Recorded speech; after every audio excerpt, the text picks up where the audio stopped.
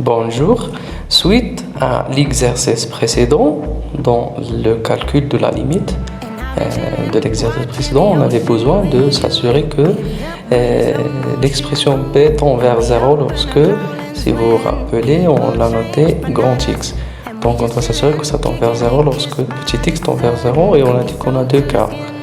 Donc bien sûr, le premier cas, c'est lorsque x tend vers 0 plus. Le deuxième cas, c'est pour x tend vers 0 moins. Donc pour ce cas-là, l'expression ne va pas changer puisque 1 plus 1 sur x en valeur absolue, ça va rester la même puisque c'est un nombre positif. Donc pour le calcul, c'est facile pour le reste.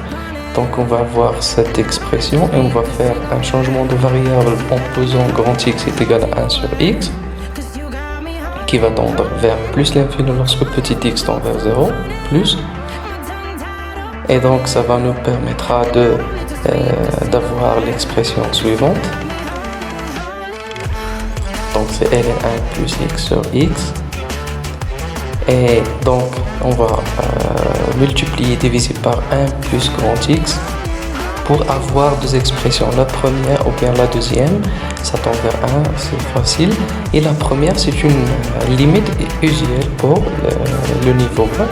Donc c'est ln grand x, ou bien si on fait un changement de variable, ln y sur y, lorsque y tend vers plus l'infini, ça tend vers 0. Donc l'expression b tend vers 0 lorsque x tend vers 0 plus, c'est le premier cas.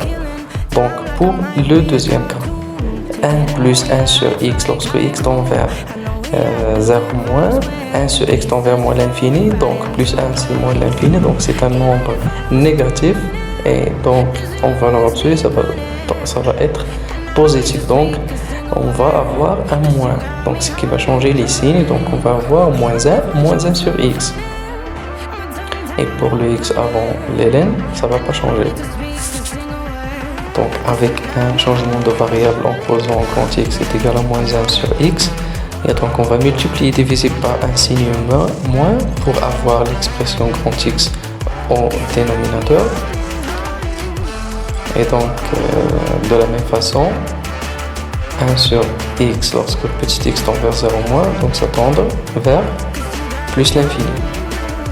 Donc grand x tend vers plus l'infini.